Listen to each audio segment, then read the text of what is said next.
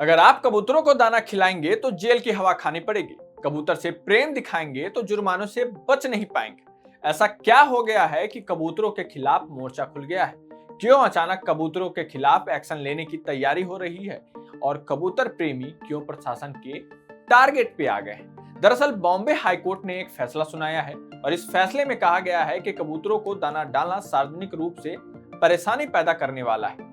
Court ने इसे जनता के स्वास्थ्य से जुड़ा बताया है और सभी उम्र के लोगों के लिए गंभीर और संभावित खतरे की तरफ इशारा भी किया है। इस संभावित खतरा शब्द को याद रखिएगा क्योंकि आगे भी हम इसकी चर्चा करेंगे और बात करेंगे। कुछ लोग कोर्ट के इस फैसले पर सवाल भी उठा रहे हैं। इस वीडियो में हम आपको बताएंगे कि कबूतरों को दाना डालने से क्यों कोर्ट मना कर रही है और कैसे कबूतर शहरों में सबसे बड़ी समस्या बनते जा रहे हैं। दरअसल जस्टिस जीएस कुलकर्णी और जस्टिस आरिफ डॉक्टर की बेंच ने मुंबई नगर निगम को सार्वजनिक तौर पर कबूतरों को दाना डालने वाले लोगों के खिलाफ एफआईआर दर्ज कराने का भी आदेश दिया।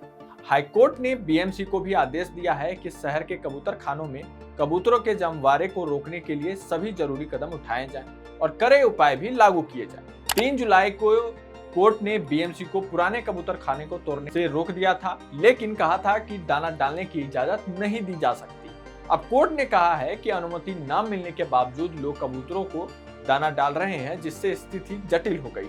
साथ ही कोर्ट ने यह भी कहा कि नगर निगम के अधिकारियों को उनका काम करने से भी रोका जा रहा है और कोर्ट के आदेश की अवहेलना की जा रही है। कोर्ट ने बीएमसी को आदेश दिया है कि कबूतर को दाना डालने वाले पर 500 रुपए का जुर्माना लगाया जाए। साथ ही मुंबई की रेसिडेंशियल सोसाइटीज में यदि कोई व्यक्ति खिड़की या बालकनी में कबूतरों को दाना डालता है तो उस पर भी 1000 रुपए का जुर्माना लगाया जा सकता है। इसके अलावा ऐसे लोगों के खिलाफ महामारी रोक अधिनियम 1897 और महाराष्ट्र नगर पालिका अधिनियम की धारा 381 बी के तहत भी कार्रवाई की जा सकती है। अब ये भी जान लीजिए कि कबूतर क्यों संभावित खतरा बन गया है और महामारी रोग अधिनियम के तहत कार्रवाई के आदेश क्यों दिए गए। दरअसल कबूतर के बीट, पंख और शरीर से निकलने वाले परजीवी या बैक्टीरिया और वायरस गंभीर बीमारियों का कारण बन सकते हैं। कबूतर से होने वाली बीमारियों को जेनेटिक डिजीज कहा जाता है। ये वो बीमारियां होती हैं जो जानवरों या पक्षियों से इंसान में फैल सकती है। ऐसे ही एक बीमारी बर्ड फ्लू भी है।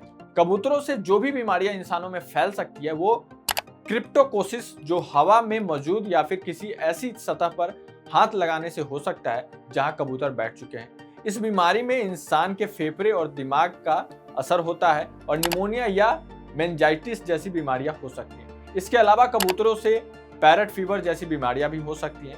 इसके साथ ही एवियन माइट इन्फेक्शन भी हो सकता है, जो पैरासाइट होते हैं और इंसान की खाल में घुसकर परेशानी पैदा कर सकते हैं।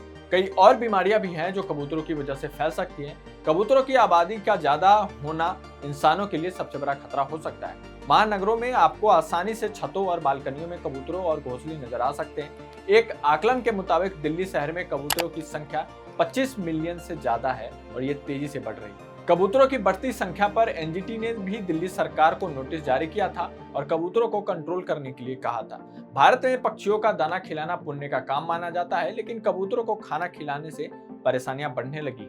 कबूतरों की वजह से लोगों के पेट में पैरासाइट पहुंच रहे हैं और उल्टी, दस्त जैसी बीमारियों का कारण बन रहे हैं। शहरों में कबूतरों का शिकार करने के लिए ज्यादा शिकारी भी मौजूद नहीं होते, इसलिए भी इनकी संख्या बढ़ते जा रही है। इसलिए जरूरी है कि पुण्य कमाने के लिए कबूतरों को दाना डालने के बजाय आप दूसरे विकल्प तलाश करें। तो दोस्तों, ये खबर थी कबूतर को लेकर के और आपके दाना खिलाने को लेकर के। अब आप क्या अपनी राय रखते हैं? आपको क्या लगता है कि क्या कोर्ट को इस विषय पे टिप्पणी करनी चाहिए थी हेल्थ से जुड़ी हुई, या फिर इस तरह से पक्षियों को आमतौर पे रहने दिया जाए? आप अपनी राय कमेंट में लिखिए। मिलते हैं अगले वीडियो में। जय हिंद।